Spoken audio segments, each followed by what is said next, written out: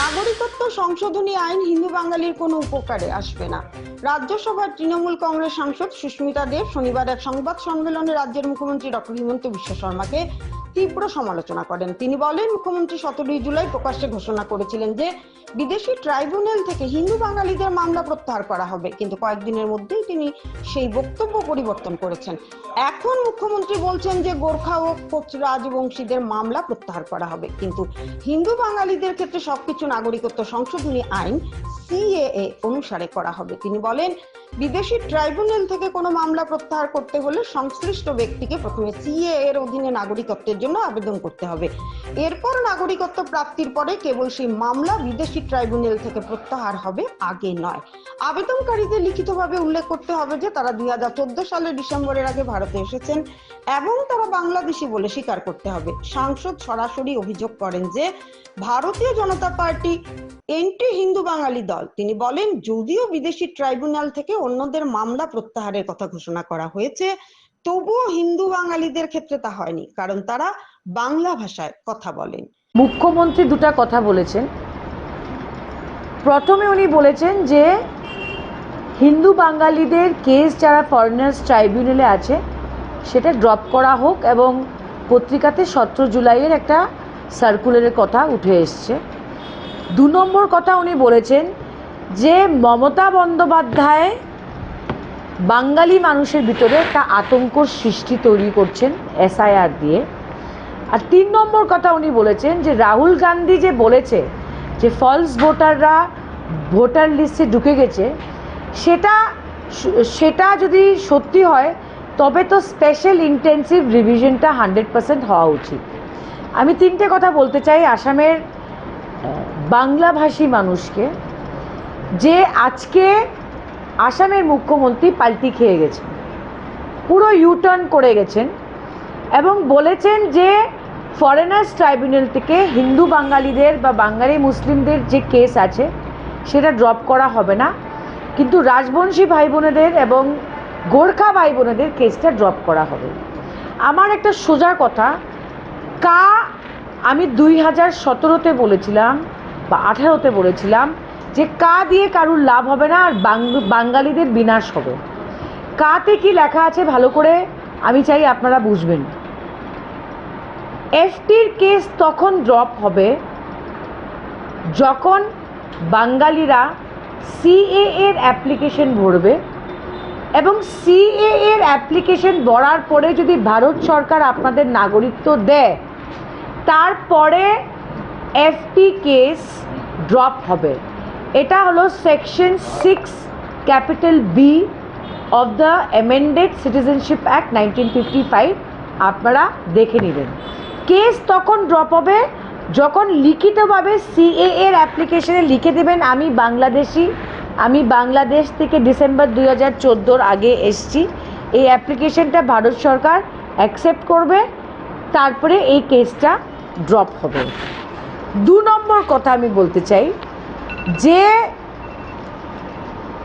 SIR নিয়ে মমতা বন্দ্যোপাধ্যায় 100% সত্যি কথা বলছে, আসামের মুখ্যমন্ত্রী হেমন্ত বিশ্ব শর্মা মিথ্যা কথা বলছেন।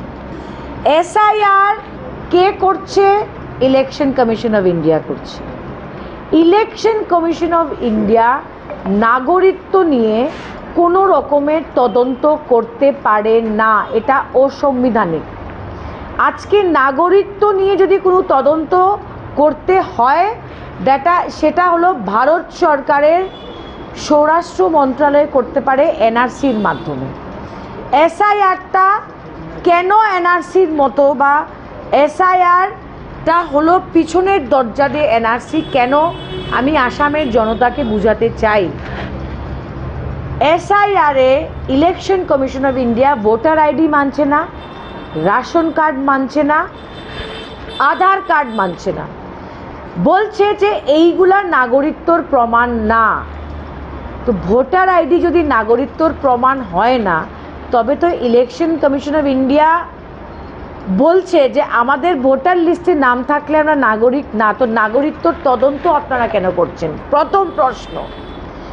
2 নম্বর প্রশ্ন, ইলেকশন কমিশন অফ ইন্ডিয়া বিহারের এসআইআরে দেখা গেছে যে বলছে যাদের জন্ম জুলাই 1987-এর পরে হয়েছে, ওদেরকে ওদের মা অথবা বাবার বার্থ সার্টিফিকেট দেখাতে হবে। কতজনের কাছে বার্থ সার্টিফিকেট আছে? এই যে ডেটটা 1987 ডেটটা কোথা থেকে আসছে? এই ডেটটা ইলেকশন কমিশন অফ ইন্ডিয়া নাগরিকত্ব আইন সেকশন 3 সিটিজেনশিপ অ্যাক্ট সেকশন 3 থেকে নিয়েছে। Election commission of India citizenship act citizenship by birth কীভাবে লাগু করছে এসআইআরে, সেটার জবাব দিন।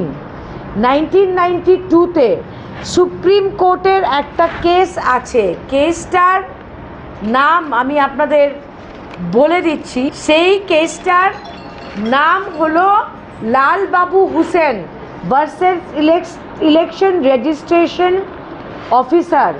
সেখানে লেখা আছে clearly, election commission of India নাগরিকত্বর প্রমাণ চাইতে পারে না, তবে আপনারা 1987-এর পরে যাদের জন্ম হয়েছে ওদের বার্থ সার্টিফিকেট কেন চাইছেন? এটা শুধু নাগরিকত্ব অ্যাক্টে আছে, যেটা হোম মিনিস্ট্রি করতে পারবে, কারণ আপনারা ব্যাকডোর থেকে এনআরসি করছেন। বিশেষ করে আসামের হিন্দু বাঙালিদের বলতে চাই যে আপনারা যদি বিজেপিকে ভোট দেন, বিজেপি হলো একটা অ্যান্টি বেঙ্গলি দল। আজকে হিন্দু বাঙালিদের কেস এফটির থেকে কেন ড্রপ হচ্ছে না? কারণ কাতে ভারত সরকার লিখে দিয়েছে যতক্ষণ কার ফর্ম ভরবেন না, আপনারা নাগরিকত্ব অ্যাপ্লাই করবেন না, পাবেন না, ততক্ষণ পর্যন্ত এফটির কেস ড্রপ হবে না। কিন্তু সেই বিজেপির ডাবল ইঞ্জিন সরকার আসামের মুখ্যমন্ত্রী গোর্খা এবং রাজবংশী ভাই বোনেদের কেস ড্রপ করে দিয়েছে। আপনাদের কেস কেন ড্রপ হচ্ছে না? কারণ আপনারা বাংলা ভাষা বলেন। বাঙালি মুসলমানদের আজকে এভিকশন কেন হচ্ছে? কারণ আসামের মুখ্যমন্ত্রী হেমন্ত বিশ্ব শর্মা আপার আসামে হারছেন বলে আজকে উচ্ছেদ করছেন। 10 বছর আপনার সরকার ছিল, আপনি তখন লক্ষ লক্ষ বিঘা জমি কেন উচ্ছেদ করে সরকার আবার সেটা ফেরত নিল না? ইলেকশনের 6 মাস আগে কেন? কারণ ডক্টর হেমন্ত বিশ্ব শর্মা আপার আসামে ওনার পায়ের নিচে জমি সরে যাচ্ছে। BJP is a anti Bengali party. আজকে সমস্ত দেশে বাঙালিদের কাগজ চেয়ে পুলিশ ওদের উপরে গায়ের উপরে গরম জল ঢেলে কাপড় খুলে দিয়ে পুলিশ স্টেশনে কেন নিয়ে দিচ্ছে? কারণ ওরা বাংলা ভাষা বলছে। হিন্দু বাঙালিদের বুঝতে হবে, আপনারা হিন্দু হিসাবে হিন্দু দলকে ভোট দিচ্ছেন, কিন্তু আপনাদের মাতৃভাষা বাঙালি বলে আপনাদেরকে প্রত্যেকটা দল ব্যবহার করছে।